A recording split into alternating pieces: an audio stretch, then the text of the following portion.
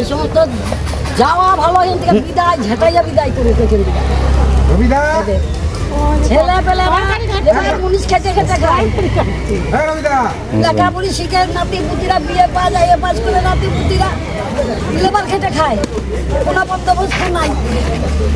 ছেলেপেলেরা এত কষ্ট করে মা বাবারা লেখাপড়ি শিখিয়েছে, ছেলেরা মুনিশ মাইন্দার খেটে খেটে খায়। ভাতা দেয়নি মমতা? 3 মাস পর 2 মাস পর 1000 2000 পাঠায়। কিছু হয় না? কি হবে ওদের?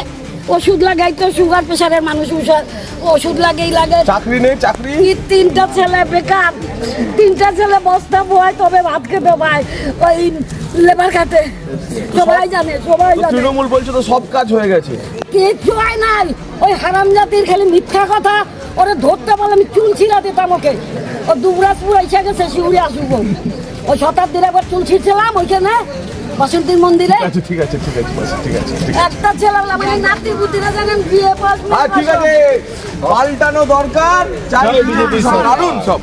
দেখুন, মমতা বন্দ্যোপাধ্যায় রাজ্যে মানুষের ক্ষোভ নিয়ন্ত্রণ করতে পারছে না, আর 18 নম্বর ওয়ার্ডের তৃণমূল নেতা তার মায়ের ক্ষোভ নিয়ন্ত্রণ করতে পারছে না।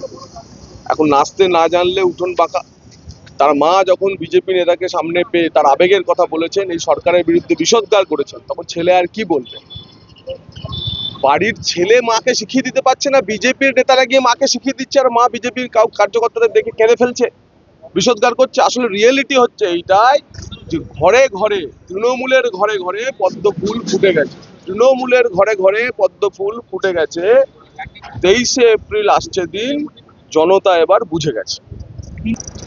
না, আমি তো তাকে চিনি না, সে কে আমি তাকে চিনি না। আমি তার মায়ের কান্না দেখলাম।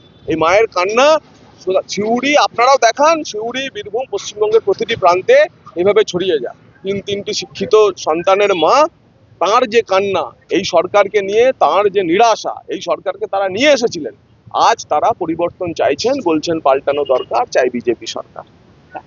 আচ্ছা, তৃণমূল করে যদি ছেলে হয়, তার মা যদি বিজেপি নেতার সামনে এসব কথা বলে, তৃণমূলের নেতার সামনে আর অন্য কিছু বলার উপায় আছে কি? তৃণমূলের নেতা কি বলবে যে আমার মা যা অভিযোগ করেছে আমারই সরকারের বিরুদ্ধে তা সঠিক? তো ও যা বলার বলেছে, এর বাইরে আর কি বলবে? এর বাইরে যার কথা বলছেন তিনি, আমি পিসি ডাকি সম্পর্কে, উনি অনেক বয়স্ক মানুষ। ওনার মানে বিরুদ্ধে বা ওনার এই কথার কি উত্তর দেবো জানি না। ওনার প্রথম কথা হচ্ছে সরকারি সব সুযোগ সুবিধা, সব ধরনের সুযোগ সুবিধা ওনার ফ্যামিলি পায়।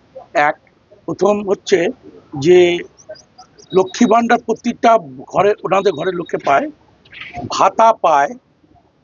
দ্বিতীয় হচ্ছে রেশন ফ্রি পায়। তৃতীয় হচ্ছে যে ওনার এক ছেলেকে আমি নিজে আসার পর সিউড়ি পৌরসভার UPSC 2 যে হসপিটাল, সেখানে কর্মরত আছেন। সরকারিভাবে একটা প্রতি মাসে টাকা পান।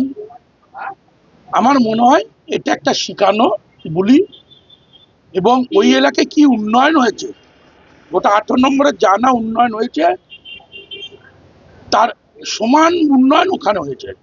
দেখে আসুন না, প্রতিটা মন্দির ঘেরা আছে, প্রত্যেকটা মন্দিরের সামনে হাইমাস লাইট আছে।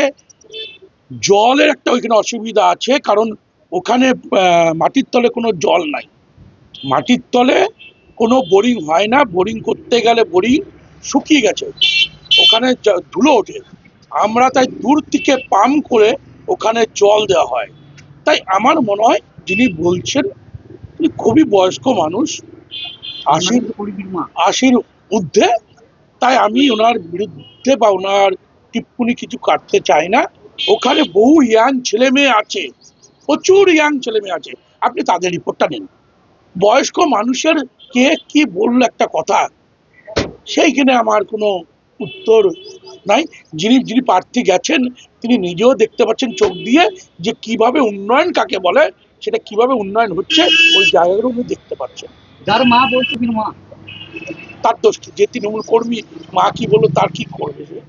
মায়ের বললাম না, ওনার বয়স হয়েছে, উনি কি বলতে কি বলে ফেলেছে, এর জন্য আমি ভাবিত নই। আরো ভালো ভালো খবর দেখতে সাবস্ক্রাইব করুন বাংলা হান্টের ইউটিউব চ্যানেল। বাংলা হান্টের আরো খবর দেখতে নজর রাখুন। বাংলা খবর মানেই বাংলা হান্ট।